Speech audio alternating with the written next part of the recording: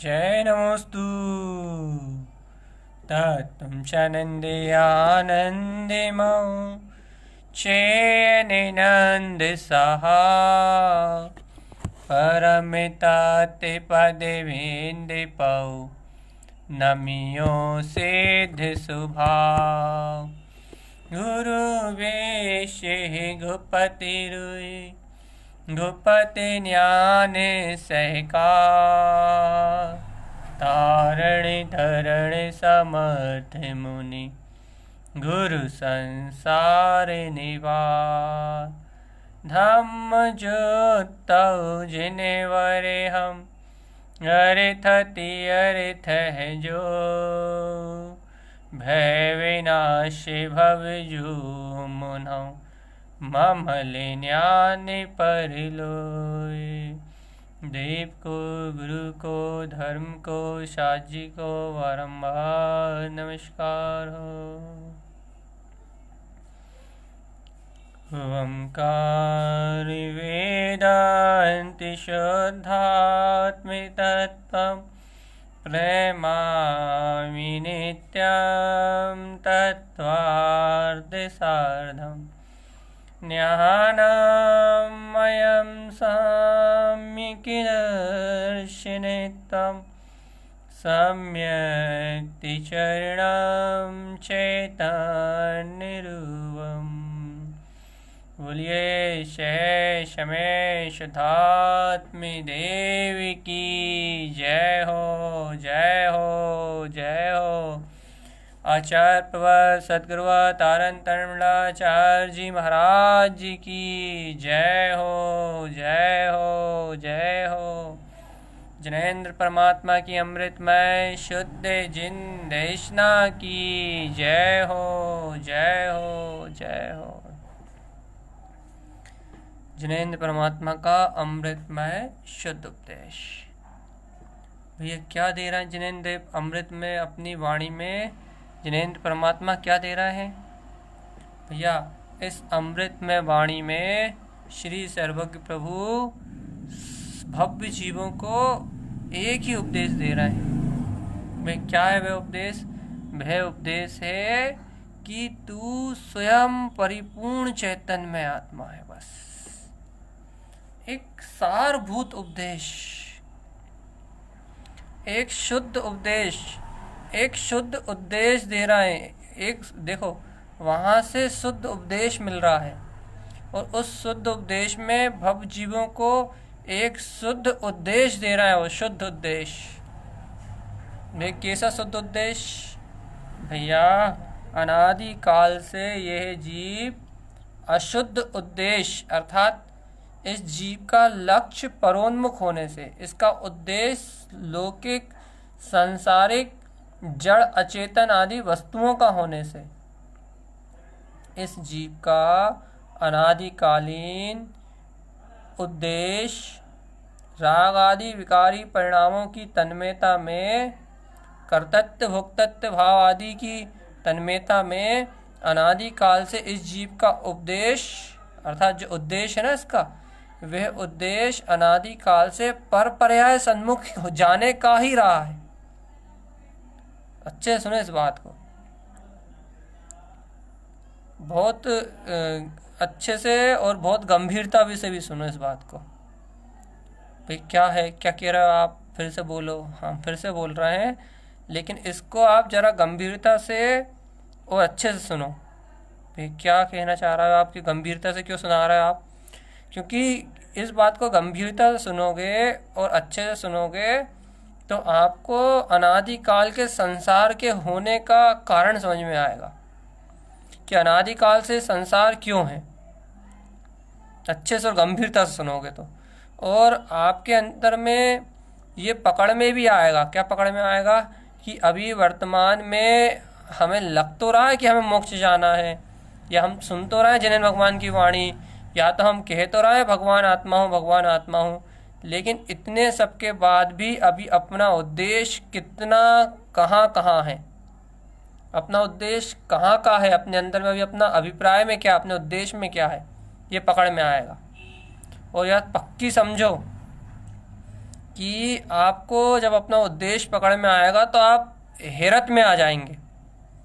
हैरत में आ जाएंगे मतलब आप एकदम अचंभित हो जाएंगे कि इतनी भगवान आत्मा की देशना सुनने के बाद, इतना जिनेंद्र भगवान की वाणी सुनने के बाद, दिन रात एक ही सत उच्चारित करने के बाद कि मैं परमात्मा हूँ, मैं भगवान आत्मा हूँ, मैं शुद्ध आत्मा हूँ, दिन रात एक ही सत्य को कह रहे हैं अपन की, एक ही सत्य को सुन रहे हैं, एक ही सत्य को गुन रहे हैं कि मैं भगवान आत्मा हूँ। मतलब अपने को तो ऐसे लगता है ना कि मैं भगवान आत्मा ही हूँ, मैं स्वभाव ही हूँ। दिन रात एक ही सत्य को गुन रहे हैं, दिन रात एक ही सत्य को सुन रहे हैं, लेकिन उसके बाद भी हमारा उद्देश्य, सुनो थोड़ी सी बात कड़वी है, उसके बाद भी हमारा उद्देश्य अभी स्वभाव का नहीं है। उसके बाद भी हमारे लक्ष्य में अपना त्रिकाली परम पारणामिक निश्चेतन स्वरूप नहीं है। उसके बाद भी हमारे लक्ष्य में हमारा निराकार ध्रुव चैतन्य में परमात्मा नहीं है। तो भैया जब हमारे लक्ष्य में हमारा ध्रुव निराकार चैतन्य परमात्मा नहीं है तो भैया हमारे लक्ष्य में आज भी पर पर्याय और परिणमन है, जिसको अपन कह रहे हैं कि ये मेरा नहीं है, इससे मेरा कोई संबंध नहीं है, इससे मेरा कोई भी जुड़ान नहीं है। जिसको अपन असत्य कह रहे हैं, जिसको अपन अशुद्ध कह रहे हैं, जिससे अपन कह रहे हैं अपना कोई संबंध नहीं है, उसकी ओर का ही लक्ष्य है अभी जीव के अंतर में। आप थोड़ा गंभीरता से देखोगे ना अपने अंतर की अंतर परिणति को, अपने अंतर की अंतरदशा को, तो आप इस बात को पकड़ पाओगे। तो भैया चलो अपन चलते हैं अपनी ओर, अपने उद्देश्य की ओर।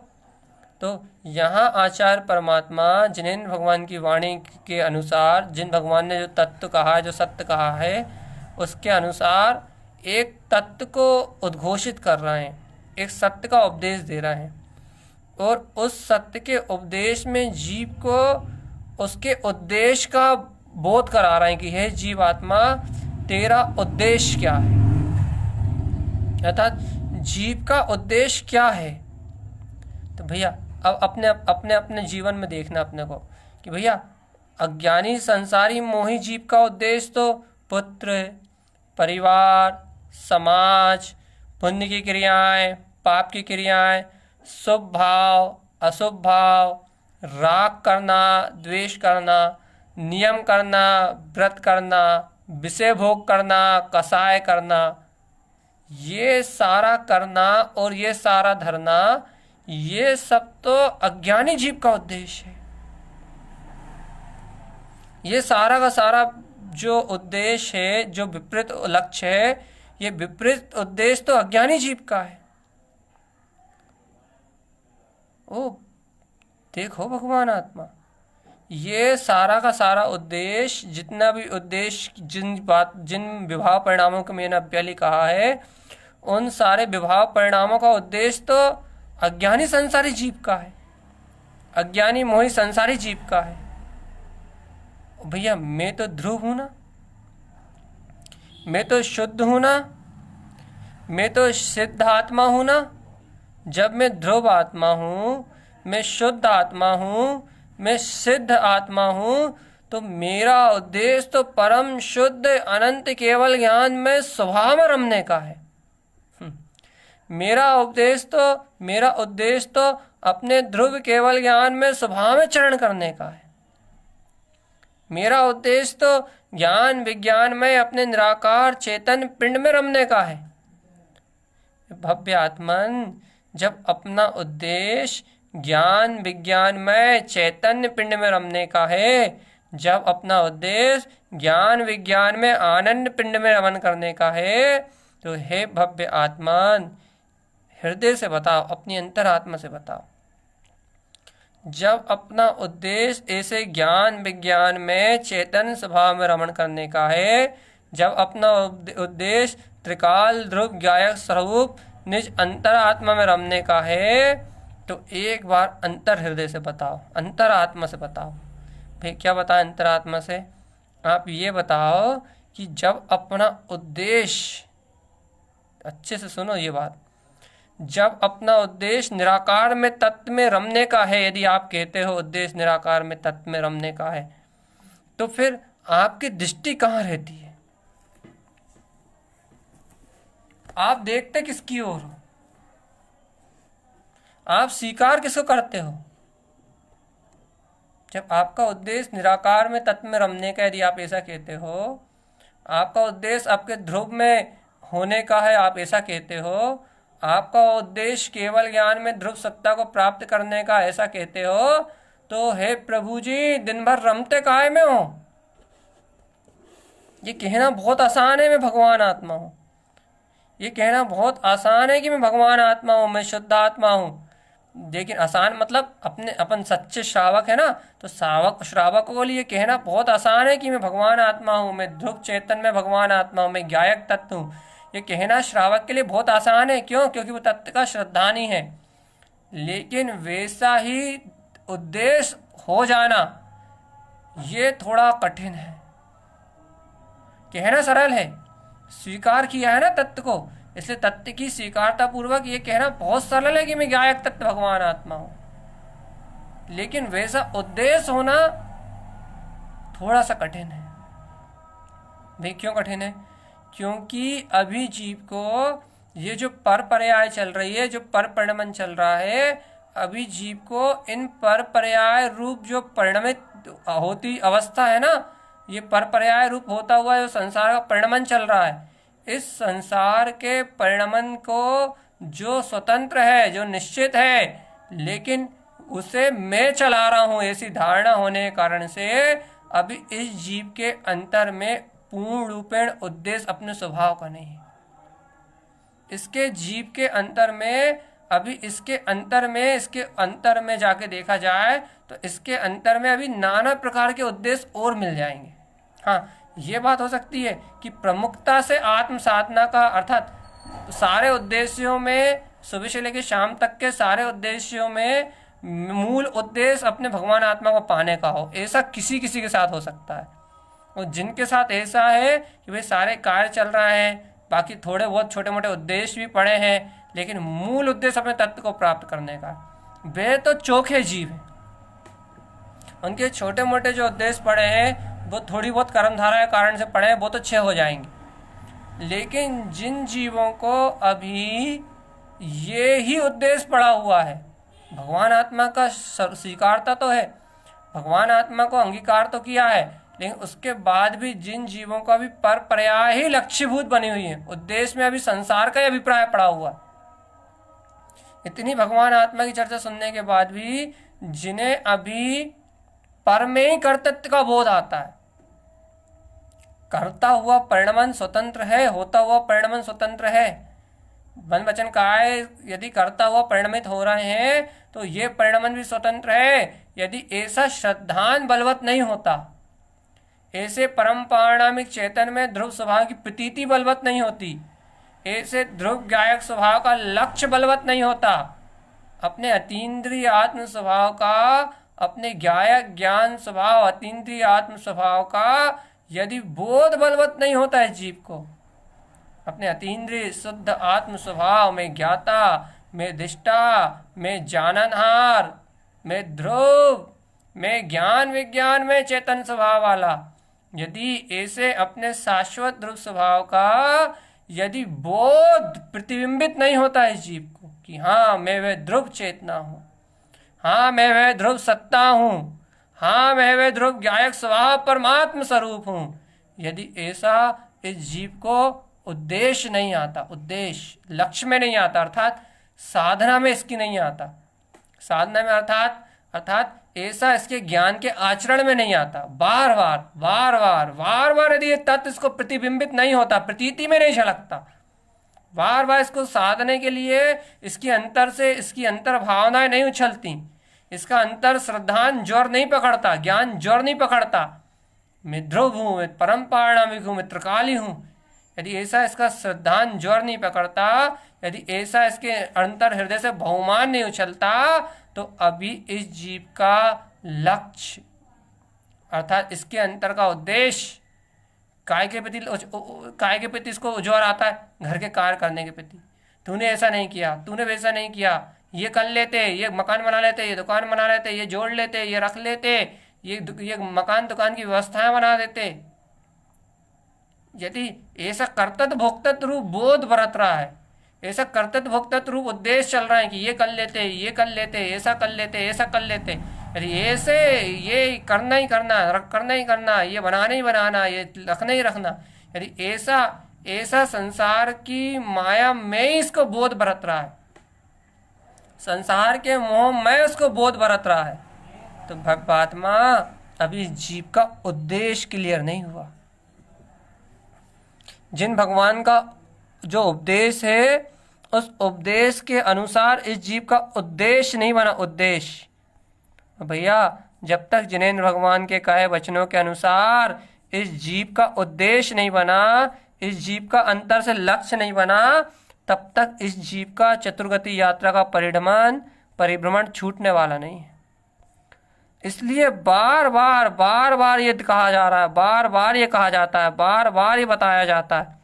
ये क्या कहा जाता है, बार बार क्या बताया जाता है, बार बार क्या कहते हैं, बार बार ये कहते हैं कि भैया जिन भगवान के उपदेश मिल रहा है, जिन भगवान की वाणी मिल रही है, जिन भगवान उस उद्देश्य को प्रदान करने का उपदेश दे रहे हैं, जिस उद्देश्य को आज तक इस जीव ने प्राप्त नहीं किया। भाई हम 4 दिन से देख रहे हैं, आप एक ही चर्चा कर रहे हो। आपने महाव्रतों की चर्चा कर ली और आपने क्या बोलते हैं ये 25 मल दोषों की चर्चा करना प्रारंभ करी है। हम 4 दिन से सिर्फ एक ही बात नोटिस कर रहे हैं कि आप एक ही विषय को लेके बोल रहे हो, उद्देश्य लक्ष्य उन्हीं का नाम चेंज कर रहा है। बार कहीं अभिप्राय डाल दे रहा हो, कहीं लक्ष्य डाल दे रहा हो, कहीं उद्देश्य डाल दे रहा हो, कहीं प्रतीति डाल दे रहा हो। हम देख रहे हैं कि भैया आप एक विषय से हिल नहीं रहे। ये क्या हो रहा है भैया, ये क्यों हो रहा है भैया? ये इसलिए हो रहा है क्योंकि इस जीव की अंतर हृदय से, या ऐसा कहो इस जीव के अंतर चेतन से जब तक ये उद्देश्य का निर्धारण नहीं होता, उपयोग से ये उद्देश्य का निर्धारण नहीं होता कि मैं वे अभेद चेतन में परमात्म सत्ता मात्र हूँ, जब तक ऐसे उद्देश्य का इसके अंदर में निर्माण नहीं होता, ऐसा उद्देश्य इसके अंतर में नहीं बैठता, तब तक इस जीव का सुनना समझना, सब कुछ सुनना समझना, ये सब कुछ कोरा है। हाँ देखो, आत्मश्रद्धान है तो देखो कार्यकारी तो है। जिन जीवों को आत्मा की श्रद्धा, उन्हें सुनना समझना ये कोरा नहीं, बिल्कुल कोरा नहीं है। लेकिन फिर भी क्योंकि उनका तो मोक्ष मार्ग निश्चित है आत्मश्रद्धा होने से, लेकिन उसके बाद भी जैसा रंगीन होना चाहिए, जैसा रसीला होना चाहिए, वैसा रसीला नहीं। ये मोक्ष मार्ग जैसा रसीला होना चाहिए, रसीला मतलब जैसी आनंद में होना चाहिए, जैसा सुख में होना चाहिए, जैसा अपने ध्रुव भगवान आत्मा का जैसा शोर हो, जैसा बहुमान हो, जैसी ललकार होना चाहिए, वैसा प्रताप नहीं है, वैसी अंतर की ललकार और झनकार नहीं है भैया। कारण कितना है कि इस जीव के पास इसके उद्देश्य में कमी है बस। भगवान आत्मा उद्देश्य कैसे बनेगा, यही बात गुरु महाराज यहाँ बता रहे हैं। ये 25 मल दोषों की जो चर्चा है ना, यहाँ गुरु महाराज यही बता रहे हैं कि ये 25 मल दोष जीव के अंतर से बाहर निकलेंगे, 25 मल दोषों से यह आत्मा छूटेगी और इसका उद्देश्य निर्मल हो जाएगा, इस जीव का उद्देश्य निर्मल हो जाएगा। और जैसे इस जीव का उद्देश्य निर्मल होगा तो अगली गाथा में गुरु महाराज कह देंगे, शुद्धम प्रकाशम शुद्धात्म तत्वम समस्त संकल्प विकल्प मुक्तम। जहां इस जीव का उद्देश्य निर्मल होगा, जहां इस जीव की दृष्टि निर्मल होगी, वहां शुद्धता से प्रकाशित होता हुआ इसका शुद्ध प्रकाशवान सर्व विकल्पों से रहित अपना निर्विकल्प स्वभाव स्वानुभूति में झलकने लगा, प्रतीति में झलकने लगा तत्काल। लेकिन इसके बाद 14 नंबर की गाथा है, 15 नंबर की गाथा वो ही है, जहां तक है कि 15 नंबर की गाथा है यही है। आओ देखो, वो ही शुद्धम प्रकाशम शुद्धात्म तत्वम समस्त संकल्प विकल्प मुक्तम रत्नात्रयम लंकृत विश्वरूपम तत्वार्थ सारदाम बहुभक्ति युक्तम।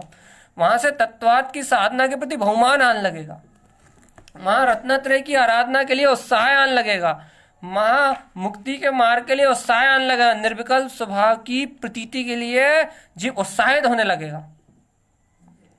यह है उद्देश्य, जहाँ से आपको अपने निर्विकल्प शुद्धात्म स्वभाव की साधना के लिए, अपने तत्व की आराधना के लिए, अपने निर्माण के मार्ग के लिए, अपने शुद्धात्म स्वभाव के स्वाभिमान का गौरव और बहुमान उछलने लगे, वहां से समझो आपका उद्देश्य सिद्ध हुआ। आपके अंतर के उद्देश्य में, आपके अंतर के लक्ष्य में निर्मलता आई। और जहां अंतर के लक्ष्य में, जहां अंतर के उद्देश्य में निर्मलता आई, वहीं से इस आत्मा को आत्मिक सुख की प्राप्ति होने लगेगी, वहीं से इस आत्मा को अतीन्द्रिय आनंद प्राप्त होने लगेगा। उसी क्षण से यह आत्मा अतीन्द्रिय आनंद में अपने परमात्म स्वरूप को जानेगा, पहचानेगा, वहीं से पहचान पाएगा ये। तो भैया देखो, अपनी चर्चा क्या चल रही है कि जिनेंद्र परमात्मा के उद्देश्य में, जिनेंद्र परमात्मा के उपदेश में एक उद्देश्य को लेके चर्चा चल रही है, और उनका उद्देश्य ये है, और भव जीवों को वो ये उद्देश्य दिखा रहे हैं, ये उद्देश्य दे रहे हैं कि हे भव्य आत्मान, अनंत काल हो गए 84 लाख योनियों का परिभ्रमण करते हुए तुम कहाँ पर सन्मुख इन परपर्यायों को देखने रूप, कहाँ तुम इस शत्रुगति संसार की माया को देख रहे हो? ये तुम्हारा रूप ही नहीं है। अरे तुम्हारा सत्य उद्देश्य, तुम्हारा शुद्ध लक्ष्य तो तुम्हारे अपने ही आत्म स्वभाव का, अतीन्द्रिय सुख का, तुम्हारे अंतर में विद्यमान अनंत चेतना का, अनंत ज्ञान विज्ञान में स्वभाव का तुम्हारा स्वयं का अनुभव ही तुम्हारा शुद्ध उद्देश्य है। तुम्हारा स्वयं का अनुभव ही तुम्हारा शुद्ध उद्देश्य है। हे चेतन राजा, हे चेतन राज, तुम ऐसे अपने शुद्ध उद्देश्य को प्राप्त करो। हे आत्मान, तुम ऐसे शुद्ध उद्देश्य को प्राप्त करो, क्योंकि तुम ऐसे शुद्ध उद्देश्य को प्राप्त करोगे, ऐसे शुद्ध उद्देश्य को अपने अंतर में धारण करोगे, तो ही तुम्हें जो आगे अगली गाथा में गुरु महाराज कह रहा है, निर्विकल्प स्वानुभव, शुद्धात्म स्वभाव का वरतता हुआ आनंद, तत्वार्थ की साधना का बहुमान, ये आपके जीवन में दिखाई देगा। लेकिन भाई किन को दिखाई देगा? जिनका उद्देश्य निर्मल होगा। भैया उद्देश्य किनका निर्मल होगा? तो ये गाथा देखो, संकाय दोषम मदमान मुक्तम। पहले 8 दुनी 16 दोष की चर्चा है कि संकाय दोषम, जो शंका आदि 8 दोष है, मद जो 8 मद है, मान मुक्तम, इन मद के मान से, शंका आदि दोषों के मान से, इन 8 दोषों से, इन शंका आदि 8 दोषों से मुक्त हो जाना। भैया देखो, फिर से कह रहा हूं, अच्छे से चेतावनी दे के कह रहा हूं, अच्छे से सुनो। मैं फिर बता रहा हूं कि चर्चा क्या चल रही है।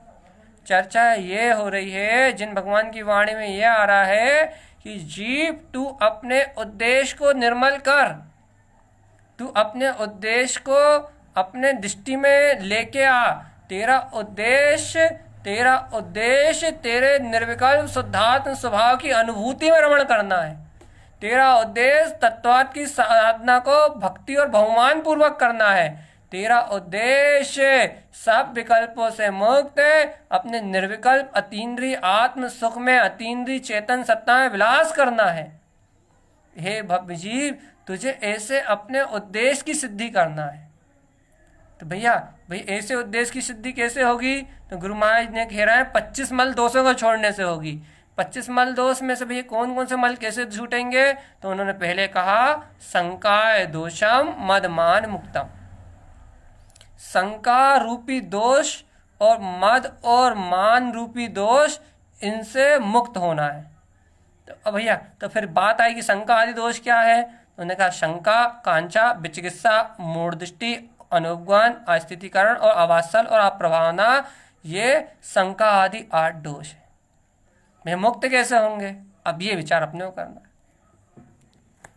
अब ये विचार अपने को करना है कि दोष तो सामने है, लेकिन इनसे मुक्त कैसे होंगे? भैया अब यदि इन दोष से मुक्त होना है तो गुण में आचरण करना पड़ेगा। सीधी बात, गुण आयरण धर्मायरणम। यदि इन 8 दोषों से छूटना है तो तुम्हें गुण में आचरण करना पड़ेगा। और ये तुम्हें गुण में आचरण करना है तो पहले गुणी जो परम अतीन्द्रिय आत्मा, जो परम अतीन्द्रिय स्वभाव, जो इन गुणों का नाथ है, पहले तुम्हें उस स्वभाव के पास जाना पड़ेगा। देखो आगे चर्चा हुई कि आपको यदि इन दोषों को छोड़ना है तो उन गुणों को हमें आचरण करना पड़ेगा। भैया यदि आप भैया गुणों में आचरण करना तो गुण कहाँ मिलेंगे? तो कहने लगे गुण तो द्रव्य में मिलेंगे। द्रव्य कहाँ मिलेगा? कहने लगे वो शुद्ध द्रव्य तो तू ही है। तो भैया जब वो शुद्ध द्रव्य मैं ही हूं तो मैं अपने स्वद्रव्य में आचरण कैसे करूंगा? तो अपने स्वद्रव्य में आचरण करने के लिए क्या करना पड़ेगा? भैया पहले तू ये तो स्वीकार कर कि वो तू शुद्ध द्रव्य है। हाँ भैया कर लिया तो भैया हाँ यदि तूने मैं शुद्ध द्रव्य हूं, मैं शुद्ध आत्मा हूं, यदि तूने ऐसा स्वीकार कर लिया तो फिर गुणों में आचरण करने से अपने आप ही ये दोष अलग हो जाएंगे। गुणों में आचरण करने से अपने आप ये दोष अलग हो जाएंगे। तो भैया गुणों में आचरण क्या है? तो देखो भैया शंका का विपरीत है निशंक। ये हो गया गुणों में आचरण। मैं ध्रुव हूं, मैं शुद्ध हूं, मैं वीतराग हूं, मैं तत्व मात्र हूं, ऐसा बिल्कुल निश्चय से ठान के बैठ जाना कि हाँ मैं ध्रुव सत्य हूं, शुद्ध हूं, मुक्त हूं, अनंत केवल ज्ञान में प्रकाश में शक्ति हूं, अनंत गुणों का धनी वीतराग स्वभाव हूं, मेरा तो अतीन्द्रिय आत्म स्वभाव, मेरी तो अतीन्द्रिय आत्म चेतना मेरे अंतर में निरंतर प्रवाहित हो रही है, निरंतर प्रवाहित हो रही है। मेरी अंतर आत्म चेतना हर पल मेरे अंतर में प्रवाहित हो रही है। मैं तो अतीन्द्रिय आनंद में डूबा हुआ ध्रुव ज्ञान में विलास हूं। मैं तो अतीन्द्रिय आनंद में डूबा हुआ ध्रुव ज्ञायक तत्व हूं।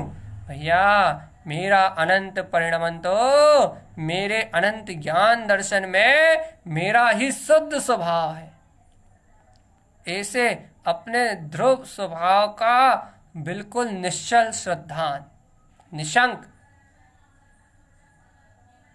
निशंक निशंक, बिल्कुल निशंक, कोई शल्य नहीं, कोई शंका नहीं, कोई चिंता नहीं, एक आकुलता नाम की कोई चीज नहीं, पूर्ण निशंक, बिल्कुल ही निशंक कि हाँ मैं तो वो ध्रुव भगवान आत्मा। हे भव्य आत्मा, ऐसे निशंक स्वरूप में आचरण करने से ही, ऐसे निशंक स्वभाव में चरण करने से ही ये शंका नाम का दोष सादी अनंत काल के लिए खत्म हो जाएगा।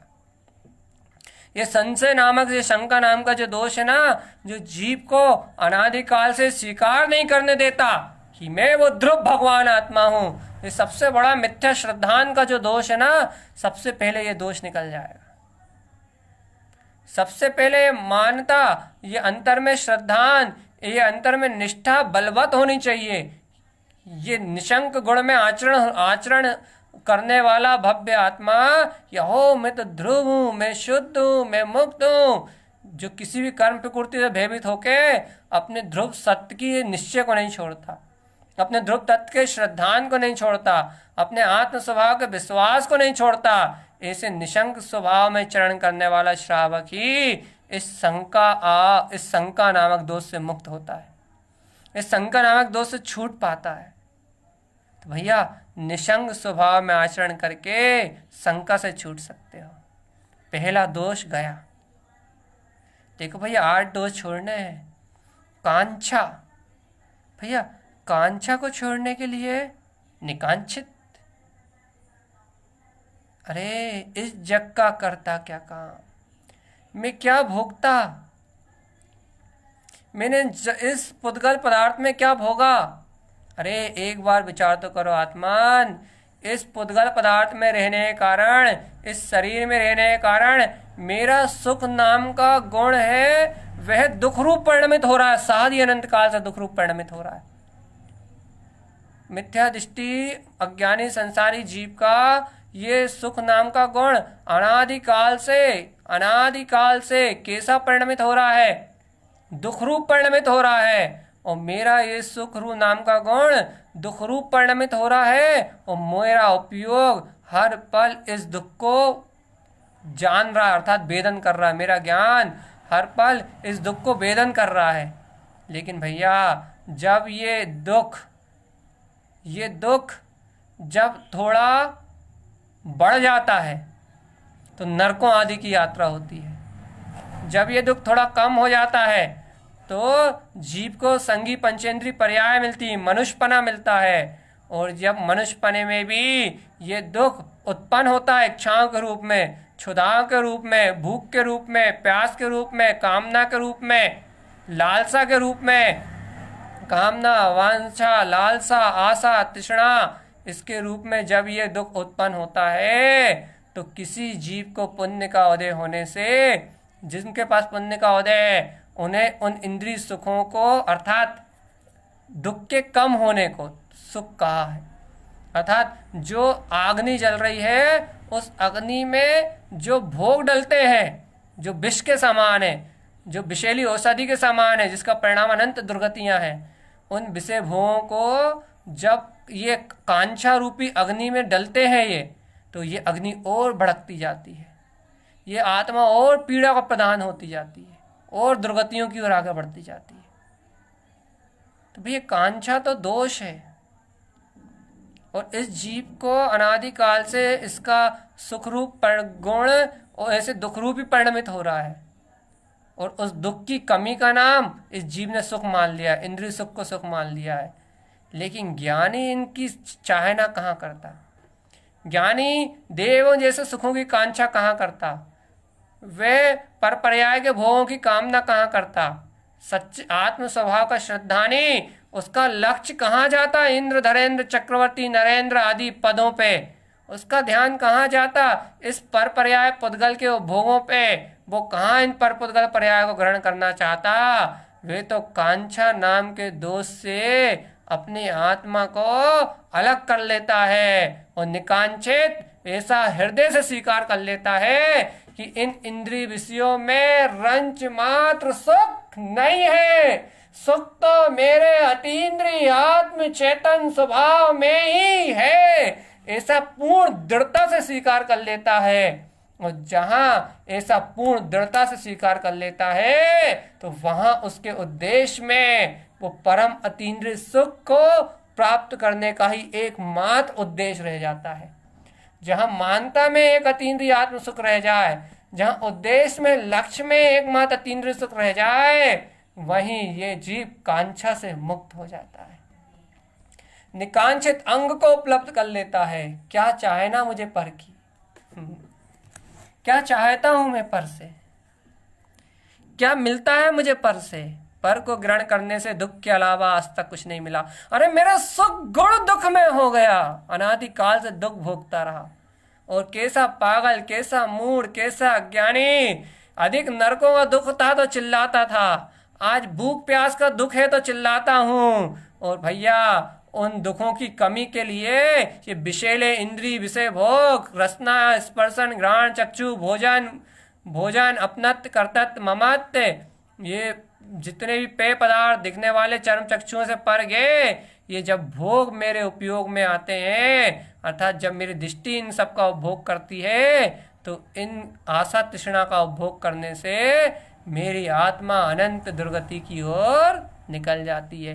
क्या फल मिलता है? अरे इन तृष्णा की ओर बढ़ती जाती है, दुख वापिस आ जाते हैं।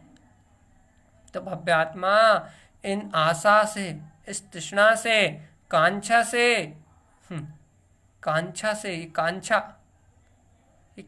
से जीव दुखी हो रहा है।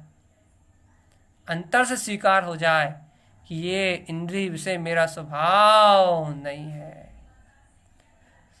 अभी आसक्ति टूट जाए ये बहुत मुश्किल है, हाँ आसक्ति कम जरूर हो जाएगी, इसकी मान्यता जरूर मिट जाएगी। यहां सुख जरूर नहीं दिखेगा, ये बोध होगा कि हो भोजन करना भी सुख नहीं है, अपनी इंद्रियों का विलास करना भी सुख नहीं है, ये दुख की मंदता है, और ये दुख की मंदता पुण्य के उदय से है, और पुण्य का उदय जाते ही पिला जाएगी। ज्ञानी निकांक्षित अंकाधारी इंद्र, धरेंद्र, चक्रवर्ती आदि पर्याय के उपभोग की कामना नहीं करता, और जो इस प्रकार की कांक्षा से मुक्त हो जाता है, अर्थात ये जान लेता है कि संसार में सुख नहीं, सुख तो मेरी आत्मा में है, ऐसा दृढ़ निश्चय कर लेता है, वह निकांक्षित अंग को उपलब्ध करने वाला ज्ञानी साधक भैया पहले शंका से मुक्त होता है, फिर कांक्षा से मुक्त होता है, और फिर आगे चलते हुए विचिकित्सा, इस विचिकित्सा नाम के गुण जो दोष है उससे मुक्त होके अपने निर्विचिकित्सा, अपने ही जो ज्ञायक शुद्ध वीतराग स्वभाव है, निर्विचिकित्सा अर्थात जहाँ चिकित्सा की कोई आवश्यकता नहीं है। ये क्या है वो? अरे भगवान, विचिकित्सा क्या है? राग देश की परिणति, और अनादिकाल से राग देश की परिणति में होने वाला जीव का जो जन्म मरण है, जन्म मरण का जो रोग है, वही तो आत्मा का सबसे बड़ा रोग है, वही तो विचिकित्सा है, वही तो आत्मा का भाव मरण है। पल पल भाव मरण में जो मरता वही तो संसारी अज्ञानी प्राणी है। मेरा नहीं, तेरा नहीं, अपना नहीं, पराया नहीं, राग देश करके पल पल भाव मरण की वेदना को सहन कर रहा है। अरे ये शरीर के मरण की वेदना तो इस मनुष्य भाव के कारण या त्रियंच आदि गतियों के कारण, एक इंद्रिय आदि पर्याय के कारण कई बार कई वर्षों की हुई, कई बार सागरों की हुई, कई बार दिनों की हुई, लेकिन भव्य आत्मा भाव मरण का तो खेल हर समय चल रहा है। राग देश में होने वाले भाव मरण का खेल तो हर पल चल रहा है। अरे निगोदिया जीव को तो शरीर से भी एक सांस में 17-18 बार जन्म मरण है। भव्य आत्मा ऐसे जन्म मरण के रोग से, अर्थात भाव मरण के रोग से मुक्त होके निर्विचिकित्सा, जहां आत्मा में कोई रोग नहीं है ऐसे अपने अतीन्द्रिय आत्म स्वभाव को, अपने अतीन्द्रिय आत्म विज्ञान घन स्वरूप को अपने अंतर में जानना कि देखो देखो देखो देखो, राग से मुक्त, देश से मुक्त, अपने ही ज्ञान आनंद अमृत कुंभ में विलास करने वाला, ओहो मैं तो अतीन्द्रिय ज्ञान विज्ञान में वे शुद्ध चेतन प्रकाश ही हूं, ज्ञान विज्ञान में चेतन स्वरूप वाला तत्व हूं। अरे भव्य आत्मान, निशंक होके, निकांक्षित होके ऐसे ज्ञान स्वभाव में आचरण ही निर्विचिकित्सा अंग है, बिल्कुल जहां कोई शल्य नहीं रह गई। राग देश का परिणाम है, लेकिन राग देश का कर्ता में नहीं हो। देखो चेतन, यदि ये गुण उत्पन्न नहीं होंगे तो दोष नहीं मिलाएंगे, और दोष नहीं मिलाएंगे तो सम्यक दर्शन की निर्मलता नहीं होगी। देखो देखो, अभी तो शुरुआत है। मूढ़ दृष्टि ये दोष है, और मूढ़ दृष्टि का अर्थ है मूर्खता भरी दृष्टि, अर्थात जो अपना नहीं है, जो पराया है, जो पर पदार्थ है, उन्हें देखना मूढ़ दृष्टि है चेतन। सुनो अच्छे से, ये मेरा, ये मेरा, ये मेरा, ये मेरा, ये पर्याय कैसी रंग बिरंगी जो नाना रूप बदलती है। ये जो पर्याय है, ये जो परिणमन है, ये कैसा रंग बिरंगा है जो नाना प्रकार के रूप बदलता है, नाना प्रकार की क्रियाओं को बदलता है, नाना प्रकार के गेय रूप झलकता है। लेकिन भव्य आत्मान, ये बदलता हुआ रूप, ये बदलती हुई पर्याय, ये बदलता हुआ सारा परिणमान, ये सब तो पुद्गल की माया है, एकमात्र पुद्गल का परिणमन है। और मैं तो इस पुद्गल की माया से, इस पुद्गल के परिणमन से बिल्कुल भिन्न, अमूढ़ दृष्टि, जहाँ अपना ध्रुव स्वभाव, अपना शुद्धात्म तत्व, अपना ज्ञायक प्रकाशवान स्वभाव, यही दृष्टिगोचर हो। जहाँ पर्याय मेरा परिणमन है, ऐसी मूर्ता टूट जाए, और परम पारणामिक मेरा स्वभाव है, ऐसा सिद्धांत जागृत हो और दृढ़ता से जागृत हो, इसका नाम है अमूढ़ दृष्टि।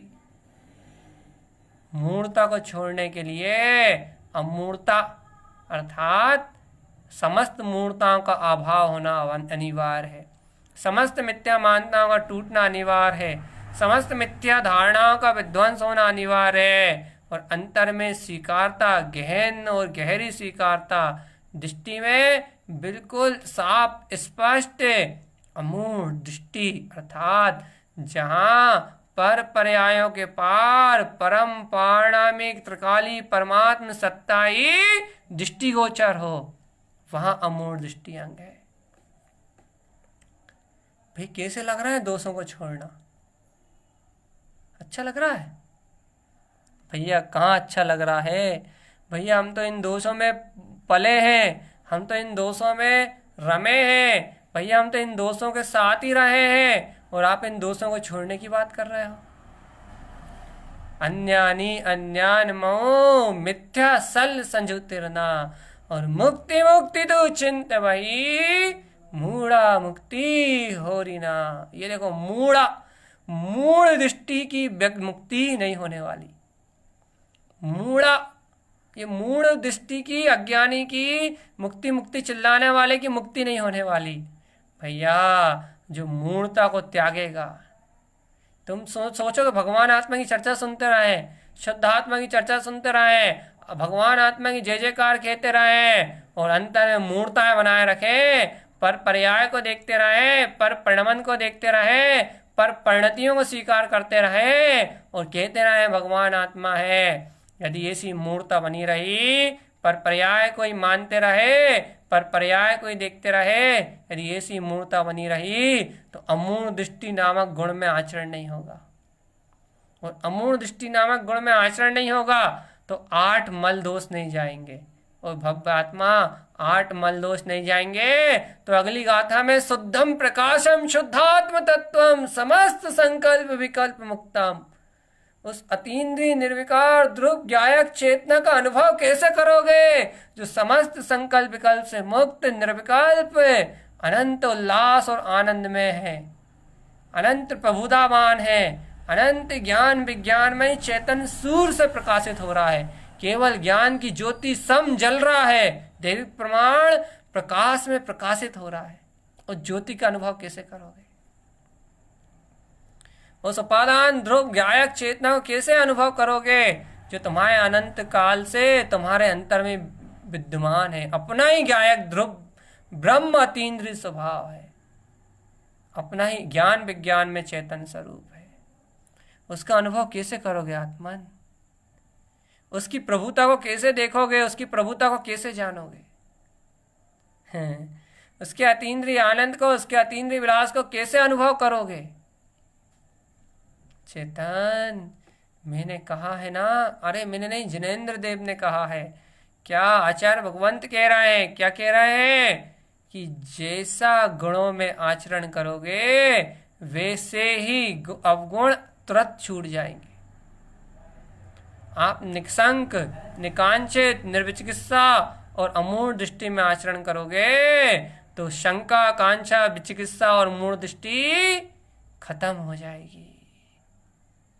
और इसी का नाम है दोषों से मुक्ति।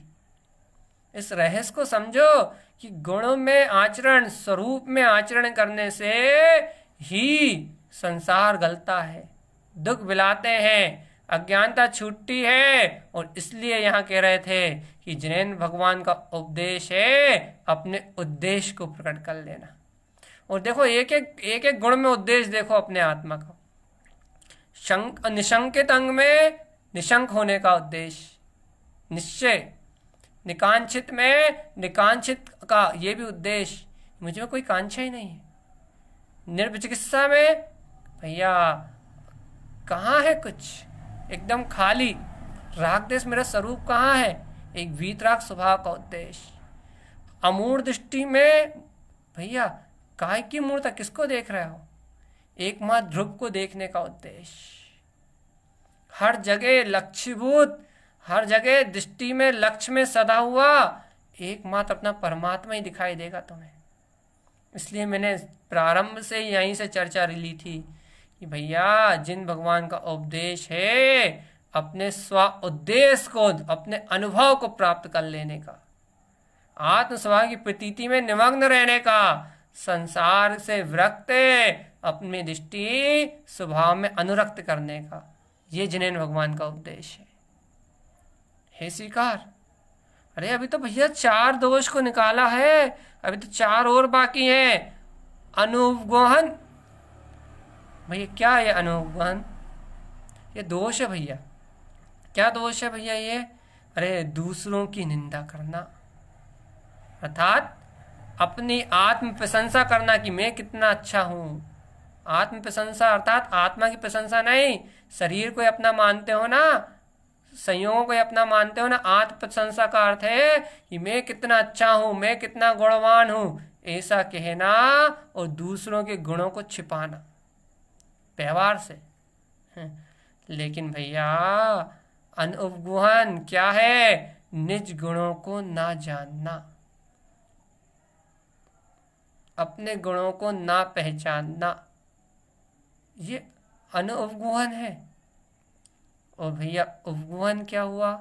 उपगुहन अपने गुणों को उपलब्ध कर लेना, अपने निज गुणों में आचरण को प्रकट कर लेना, अपने गुणों में, अपने अतीन्द्रिय अनंत गुणों में जो अपना आत्मस्वरूप है, उप अर्थात सीधा है, उपलब्ध करना अर्थात उपादान चेतना, और सीधी भाव शब्द में कहोगे तो अपना अपना उपादान ध्रुव स्वभाव। उप अर्थात अपनी ही स्वयं की आत्मा, अपने आत्मा में गुहन गुथना, अपने अंतर आत्मा में समाहित होना, इसका नाम उपगुहन है।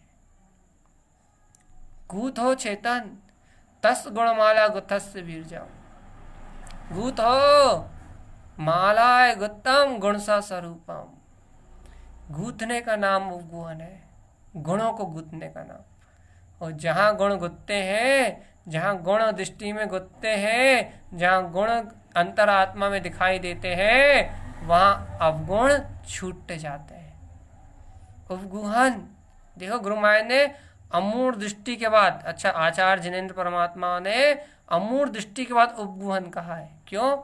जब मूर्खता छूटेगी तभी तो गुणों पे दृष्टि जाएगी, और जब गुणों पे दृष्टि जाएगी तभी तो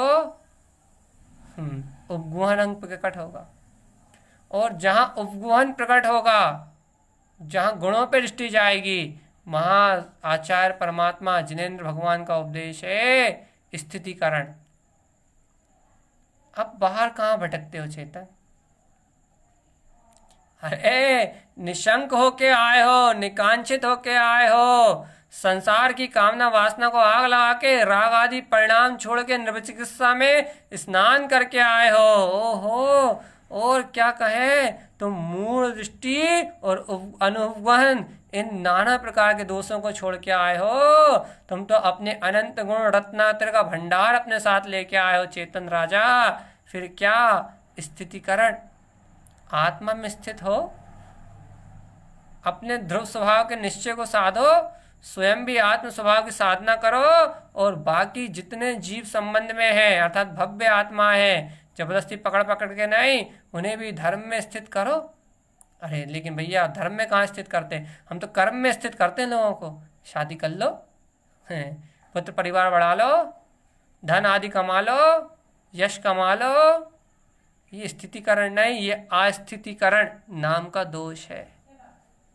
ये जीव को जीवत्व के बोध न करा के उन्हें संसार में स्थित कराने की जो भावना है, उन्हें संसार का लक्ष्य जो देने की जो भावना है, उन्हें संसार को सत्य बताने, सत्य रूप दिखाने की जो भावना है, ये अस्थितिकरण है चेतन।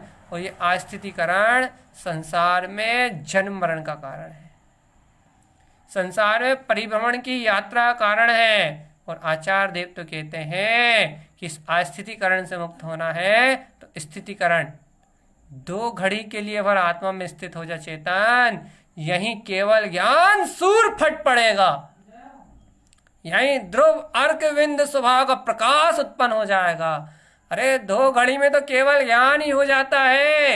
एक समय आत्मा में स्थिर हो जा चेतन, यही निर्विकल्प शुद्धात्म अनुभूति, तीनों लोकों का वह परम रत्न सम्यक उपलब्ध हो जाएगा, जिसकी उपलब्धता से ये संसार जन्म मरण 58 लाख योनियां उसी क्षण चकनाचूर और विध्वंस को प्राप्त होती हैं। एक समय का अतिशय ऐसा कि तीनों लोग झलकते हैं।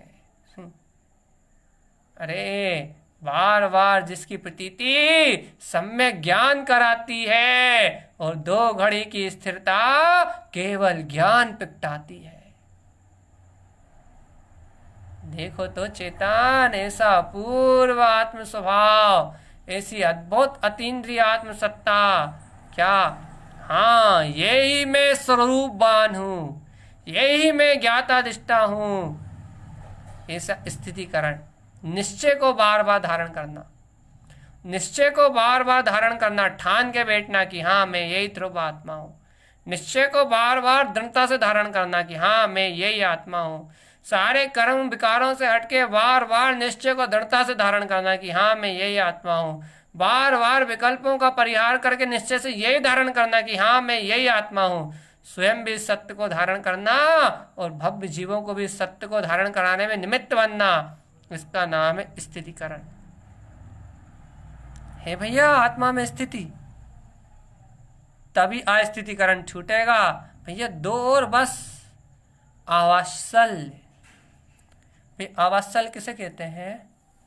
वे बाहर में तो साधारण जीवों को देख के गिलानी का परिणाम आना, उनकी निंदा करना, अरे हमारे महाराज तो ऐसे, अरे हमारे त्यागी तो ऐसे, हमारे व्रती तो ऐसे, सब आवासल है। इसकी सजा इतनी भयानक है।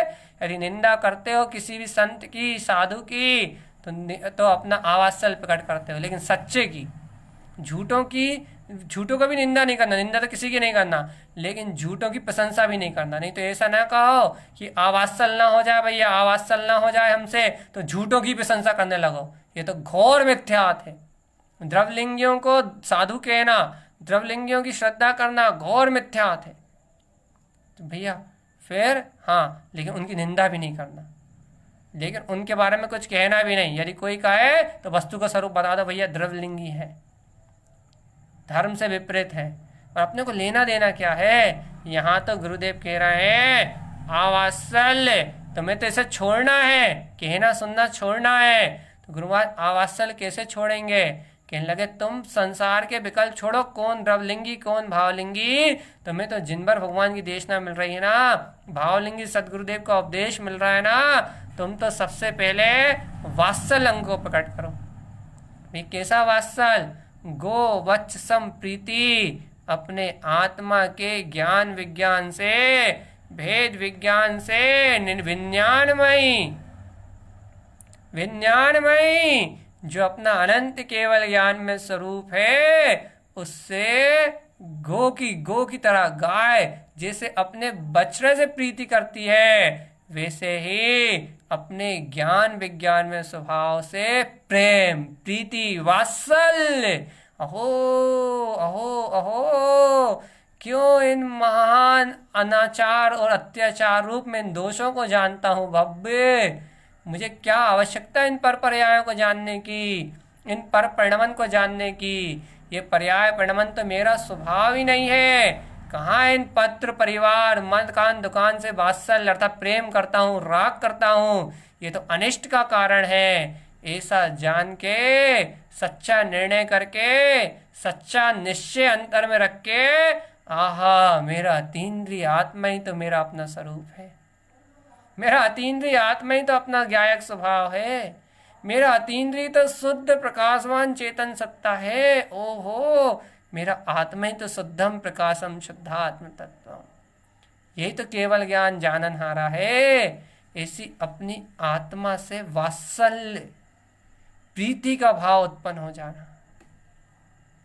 भैया इससे ही गुण अवगुण टूटेंगे। बस अपनी आत्मा से वात्सल्य, एक बार तो प्रेम करके बताओ, एक बार तो प्रीति करके बताओ, एक बार तो अपना मान के उसमें रम के बताओ कि अहो मेरे अतीन्द्रिय आत्म चेतन प्रभुतावान मेरे निर्विकल्प स्वभाव की जय हो, मेरे अखंड अनादिनाथ अपने केवल ज्ञान वीतराग पद की जय हो।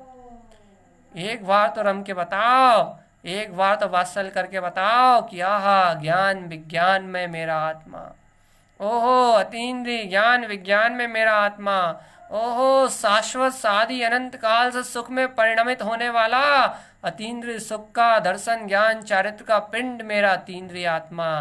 इसे आत्म स्वभाव से वात्सल्य करके तो बताओ, कभी प्रीति करके तो बताओ मेरे आत्मा, अपनी ही आत्म प्रभुता अपनी ही चेतना से प्रीति करके तो बताओ।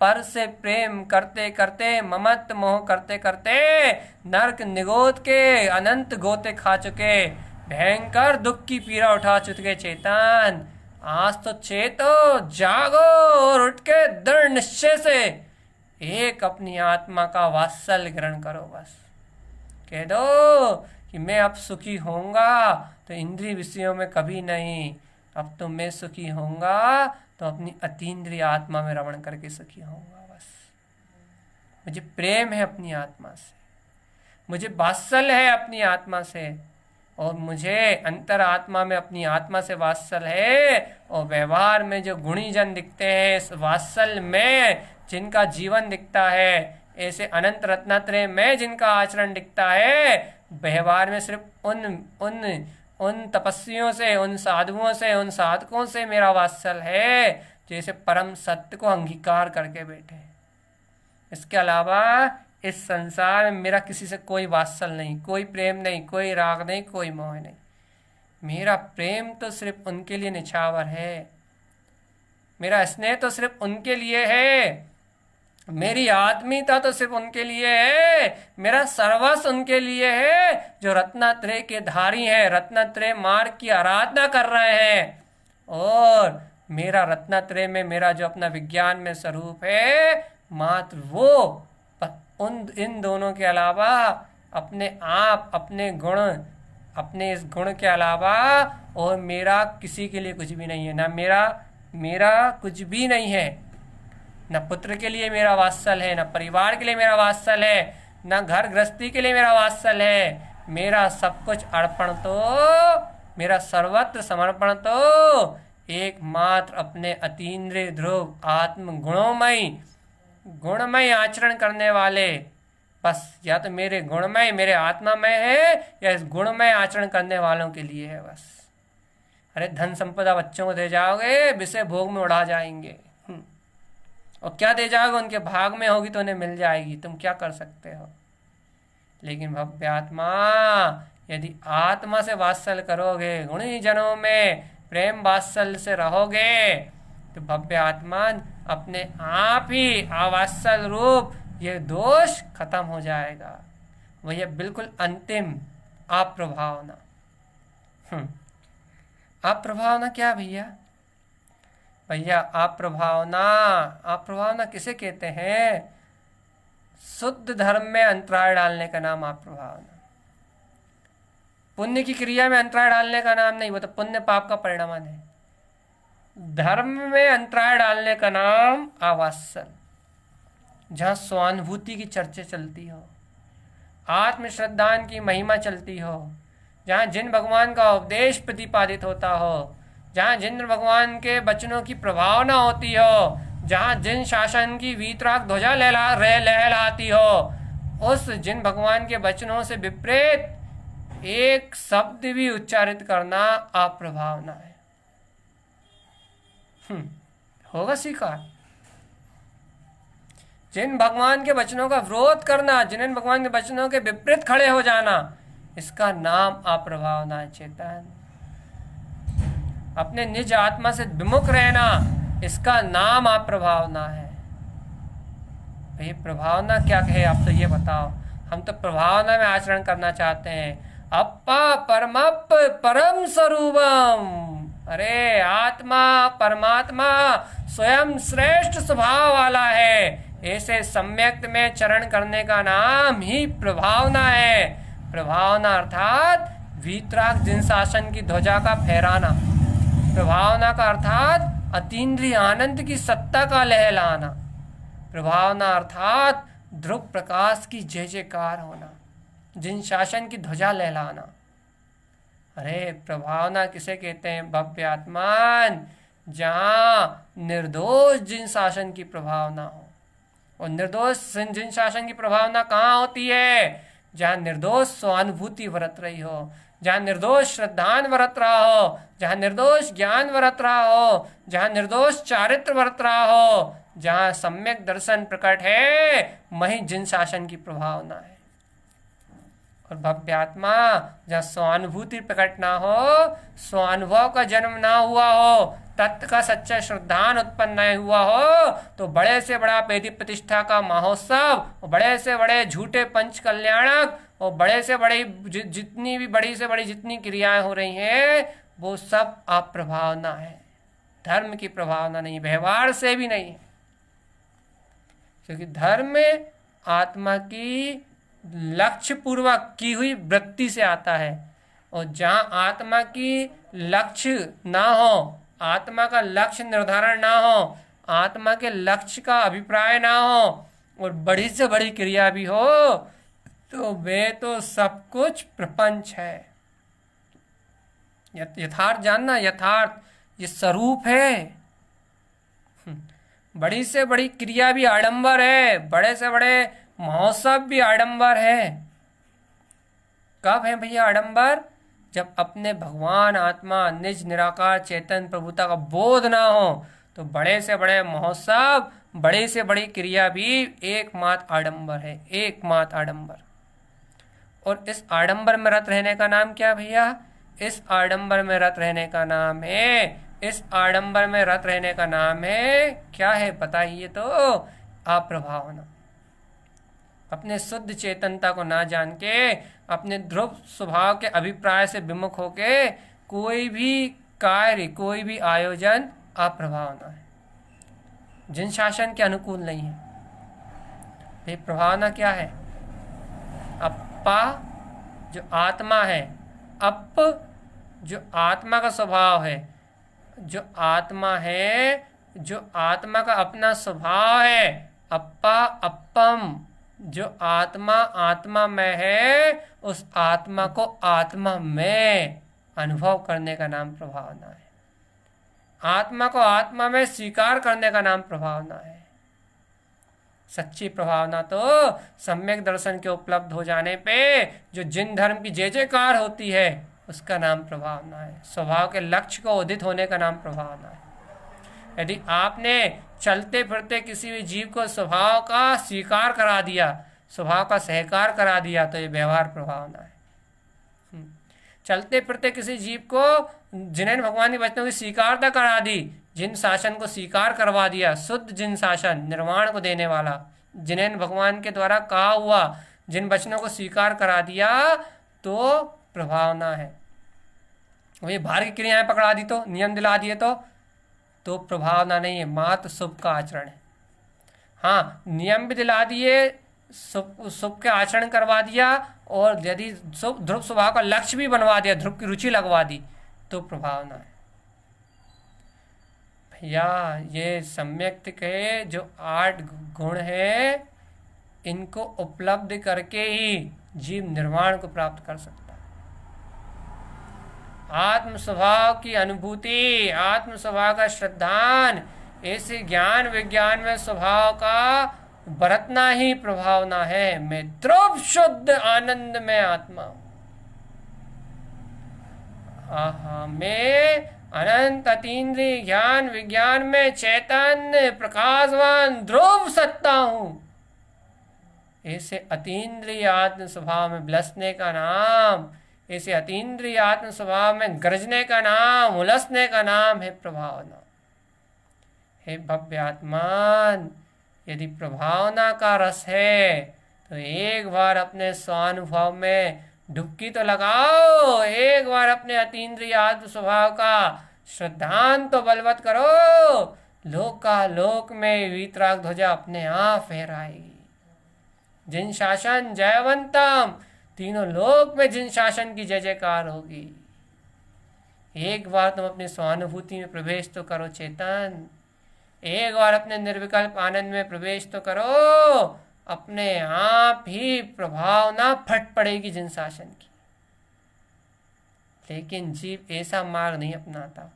जीव बाहर में आडंबर करता है, बाहर में प्रपंच करता है, बाहर में राग करता है, बाहर में भीड़ बढ़ाता है, बाहर में धन इकट्ठा करता है, बाहर में मंदिर आदि बनवाता है, चित्तालय आदि का निर्माण करवाता है, बाहर के संसाधन जुटाता है, बाहर की क्रियाओं का रस लेता है, बाहर की क्रियाओं को करने के लिए ललायत रहता है।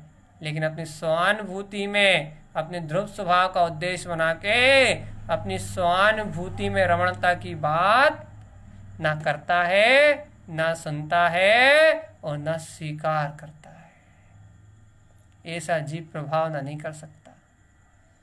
हाँ, स्वस्वरूप के लक्ष्य पूर्वक यदि ये सब क्रियाएं हों तो भी व्यवहार धर्म ध्यान कहलाएगा। वो भी स्वभाव का लक्ष्य पूर्वक हो, मन चैत्यालय निर्माण स्वभाव के लक्ष्य पूर्वक हो। क्या भैया, बड़े महोत्सव वेदी प्रतिष्ठा आदि या आयोजन आदि जो बड़े महोत्सव स्वभाव के लक्ष्य पूर्वक हो, मात्र लक्ष्य स्वभाव को उपलब्ध करने का हो, स्वभाव वस्तु स्वरूप की प्रभाव न करने का हो मात्र, तो व्यवहार धर्म ध्यान है। और यदि नहीं तो आर्त और रौद्र ध्यान है। क्या वेदी प्रतिष्ठा करवाना आर्त और रौद्र ध्यान है? कब? जब स्वभाव का लक्ष्य ना हो। और भैया बाकी फिर पंच कल्याण वगैरह तो सब आर्त ध्यान है ही, सब आर्त रौद्र ध्यान है, आर्त और रौद्र। क्यों? क्योंकि स्वभाव का लक्ष्य दिखाई नहीं देता। और लोग समझते हैं कि हम दान देके मोक्ष जा रहे हैं, दान देके हम स्वर्गों में जाएंगे। अरे भैया, आर्त और रौद्र ध्यान है, बाहर की सारी क्रियाएं स्वभाव के लक्ष्य के बिना पात्र जीव को दान नहीं दे रहा है, पात्र जीव को नहीं जाने बिना दे रहा है, हर किसी को हर कुछ कर रहा हो, ये सब अपने आत्म स्वभाव का लक्ष्य नहीं है ना।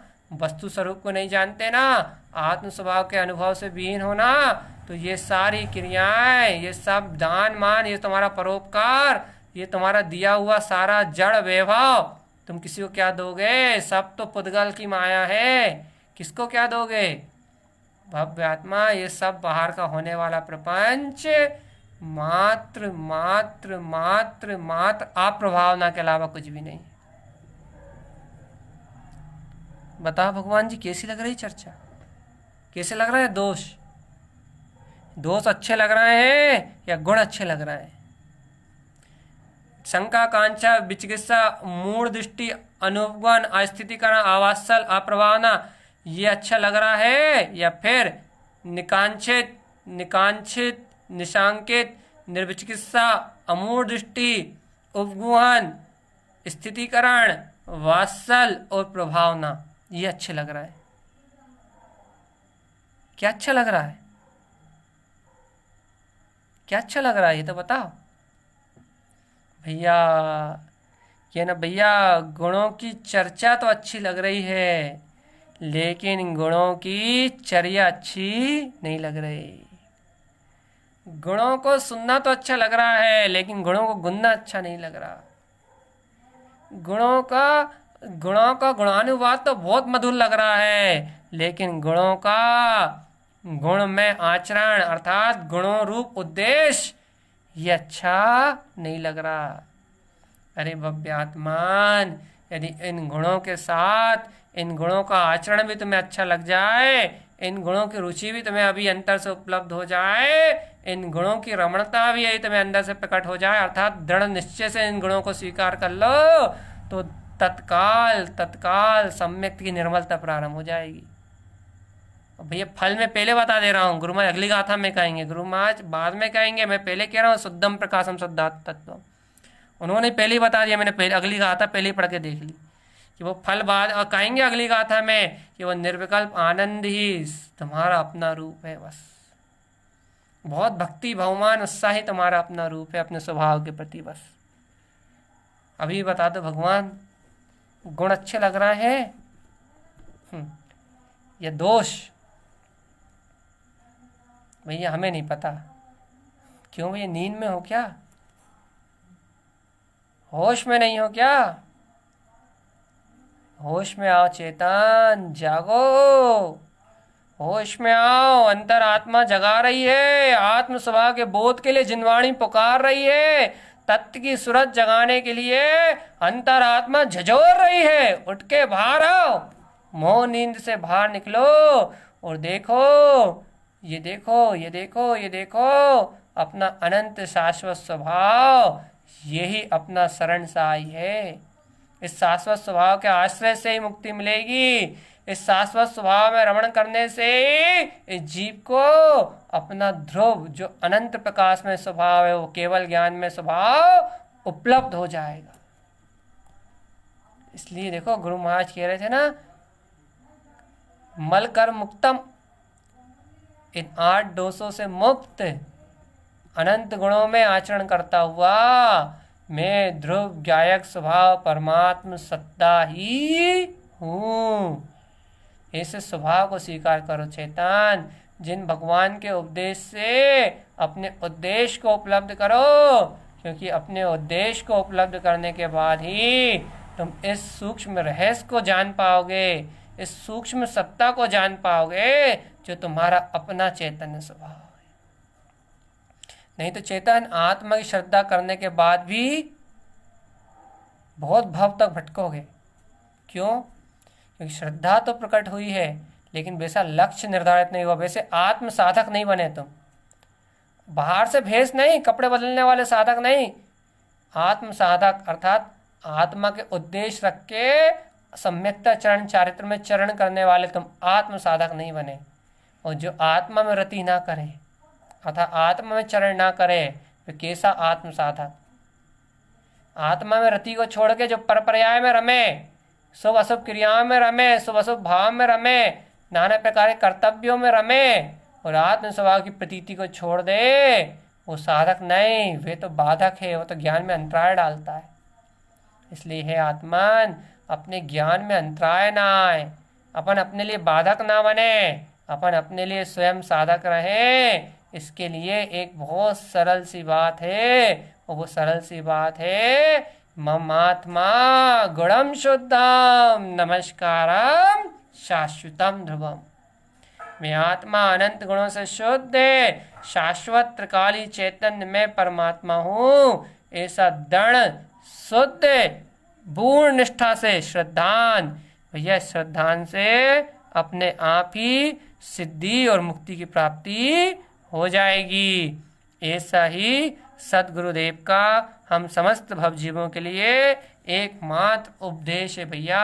इस उपदेश से अपने उद्देश्य को शुद्ध करके सभी भवजीव निर्वाण को प्राप्त हो। इन्हीं मंगल भावनाओं के साथ बोलिए आचार्य प्रवर सदगुरुवर तारण तरणमलाचार्य जी महाराज की जय हो, जय हो, जय हो, जय हो।